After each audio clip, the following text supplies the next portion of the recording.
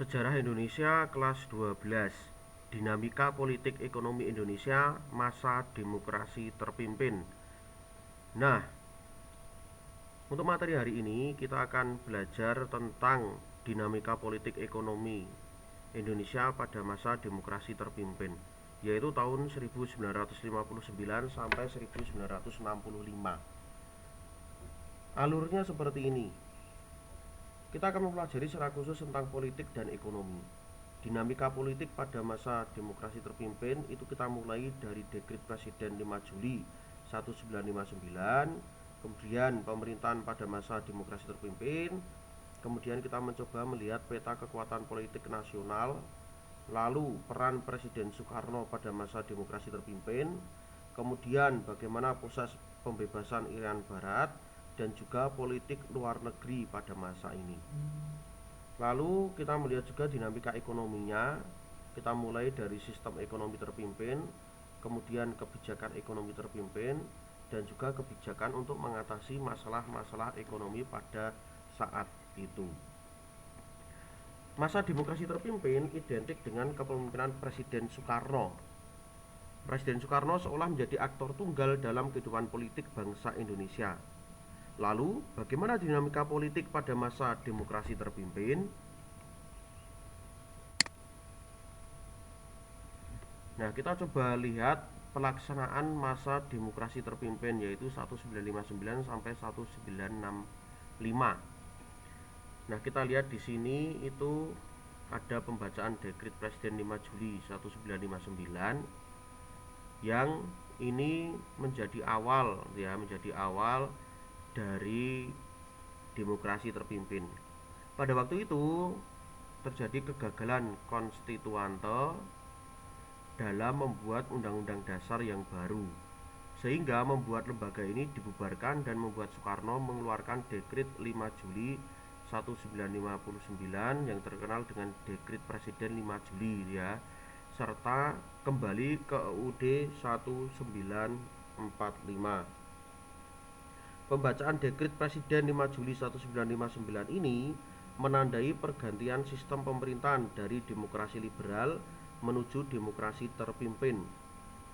Meskipun demikian, konsep demokrasi terpimpin sudah dicetuskan oleh Presiden Soekarno sejak tanggal 21 Februari 1957. Konsep tersebut dikenal dengan konsepsi Presiden 1957. Pokok-pokok pemikiran yang terkandung dalam konsepsi Presiden 1957 tersebut yaitu pemberlakuan sistem demokrasi terpimpin yang didukung oleh kekuatan politik yang mencerminkan aspirasi masyarakat secara seimbang. Lalu ada pembentukan kabinet gotong royong berdasarkan perimbangan kekuatan dalam masyarakat. Kemudian konsepsi tersebut direalisasikan pada tanggal 5 Juli 1959 yang terkenal dengan Dekrit Presiden 5 Juli 1959. Adapun isinya yaitu yang pertama, pembubaran konstituante, kedua, tidak berlakunya UUDS 1950 dan berlakunya kembali UUD 1945.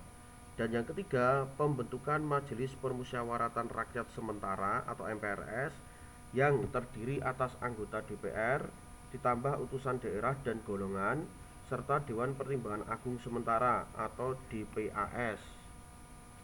Dalam pidatonya pada peringatan Hari Kemerdekaan 17 Agustus 1959, Soekarno menguraikan tentang ide dari demokrasi terpimpin yang dinamakan Manifesto Politik atau Manipol.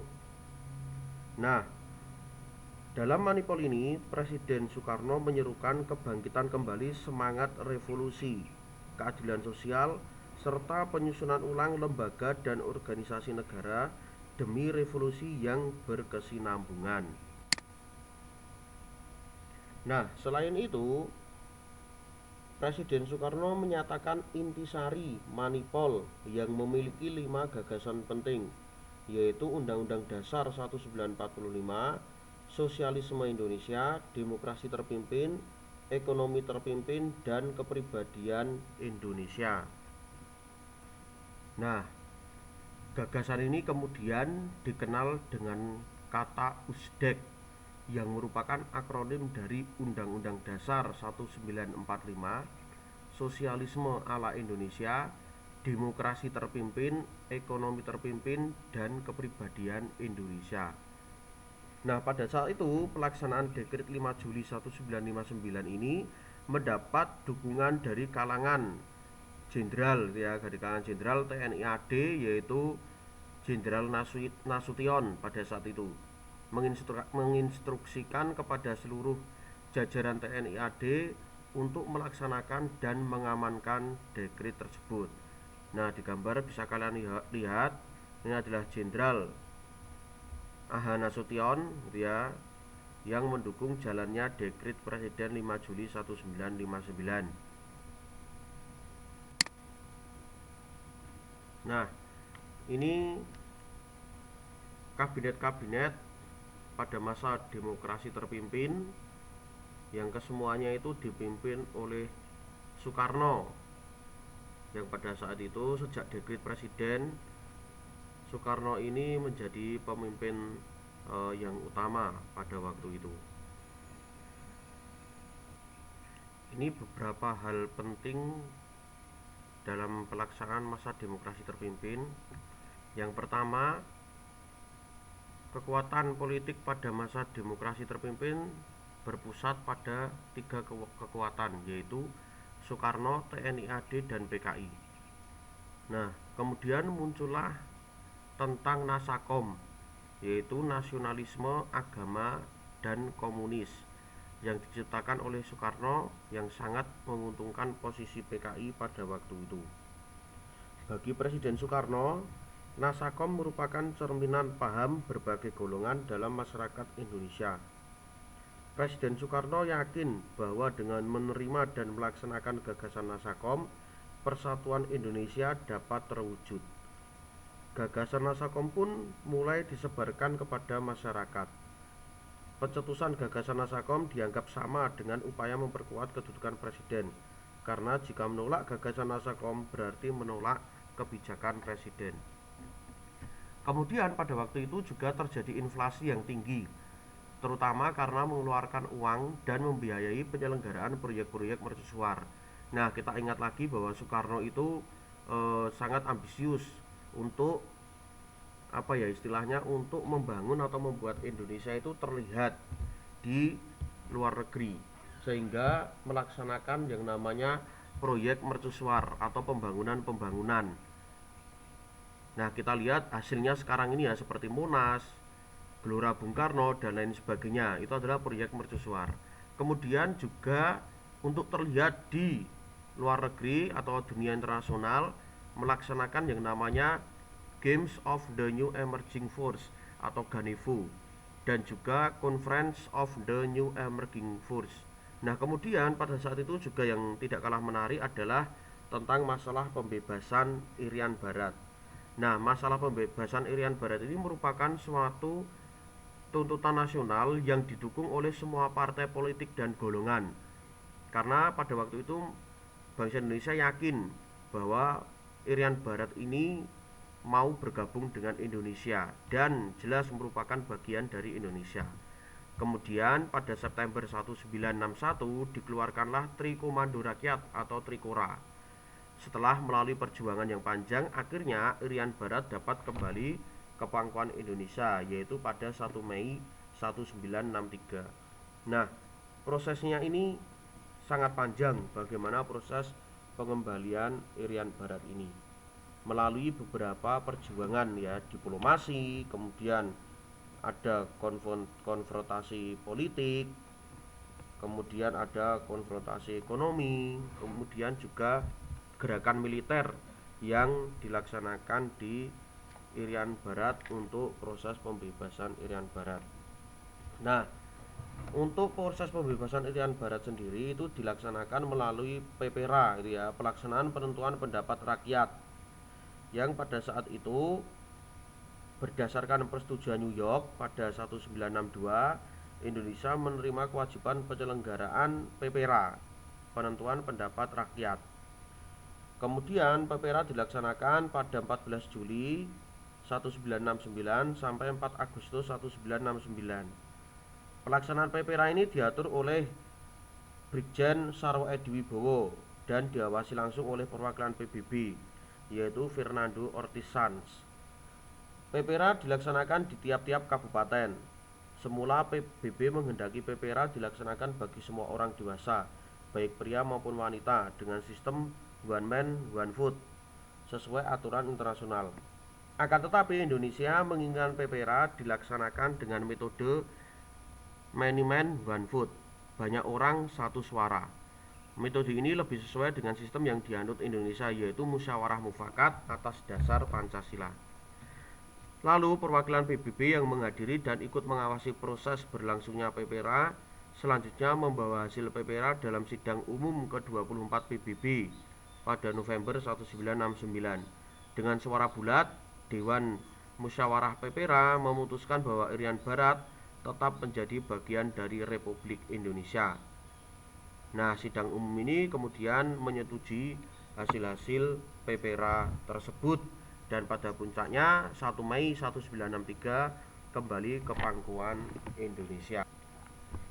Kemudian yang selanjutnya adalah pembentukan Poros Jakarta, Phnom Penh, Hanoi, Peking atau Beijing, dan Pyongyang sebagai poros dari negara-negara anti-imperialisme dan kolonialisme. Karena pada waktu itu seperti yang kita ketahui bahwa pada saat itu Soekarno itu tidak suka dengan yang namanya imperialisme dan kolonialisme, dan ini sangat bertentangan juga dengan paham-paham yang dianut komunisme. Mereka juga anti terhadap hal itu. Oleh karena itu diadakan kerjasama antara Indonesia dengan negara-negara komunis yang lain, makanya membentuk Poros Jakarta Peking. Nah, terkenalnya kan seperti itu, Poros Jakarta Peking. Lalu juga terjadi peristiwa gerakan 30 September 1965. Nah, kalau bahasanya pemerintah itu ya G30S garis miring PKI, yang kemudian mengakhiri kekuasaan Soekarno dan sekaligus menandai berakhirnya masa demokrasi terpimpin di Indonesia. Nah, ini beberapa perbedaan dalam pelaksanaan demokrasi liberal dan demokrasi terpimpin. Kita lihat ya keterkaitannya dengan masalah kedaulatan rakyat. Kalau demokrasi liberal itu kedaulatan rakyat dilaksanakan sepenuhnya oleh DPR atau parlemen. Seperti yang sudah saya jelaskan kemarin bahwa parlemen ini mengambil peran yang sangat besar. Kabinet bertanggung jawab pada parlemen. Kemudian DPR dapat membentuk dan membubarkan pemerintahan dan kabinet eksekutif. Maka juga pada saat itu terkenal dengan nama kabinet jatuh bangun. Lalu kalau demokrasi terpimpin, secara normatif konstitusional ditetapkan kedaulatan rakyat berada dan dilaksanakan sepenuhnya oleh MPR. Namun dalam pelaksanaannya kedaulatan rakyat sepenuhnya berada di tangan presiden. Bahkan terkenal juga dengan Soekarno itu menjadi presiden seumur hidup. Nah, seperti itu. Lalu kita lihat keterkaitannya dengan masalah pembagian kekuasaan. Nah, kekuasaan legislatif lebih kuat jika dibandingkan dengan kekuasaan eksekutif pada demokrasi liberal. Lalu legislatif dapat memberhentikan eksekutif. Kemudian kalau di dalam demokrasi terpimpin, kedudukan presiden hanya sebagai kepala negara. Kekuasaan presiden eksekutif menjadi sangat dominan. Lalu jabatan presiden ditetapkan seumur hidup sehingga tidak dapat diberhentikan oleh MPRS. Lalu kita lihat juga berkaitan dengan masalah pengambilan keputusan. Di dalam demokrasi liberal, semua pengambilan keputusan berada di tangan DPR dengan mekanisme keputusan diambil berdasarkan kepada suara terbanyak. Lalu pada masa demokrasi terpimpin, pengambilan keputusan dilaksanakan oleh MPRS dan DPR GR serta berdasarkan kepada suara bulat. Nah, ini beberapa yang bisa saya sampaikan berkaitan dengan demokrasi terpimpin di Indonesia. Silakan kalian nanti mempelajari lebih lanjut masa demokrasi terpimpin ini dengan mencari sumber atau literasi yang lain. Terima kasih.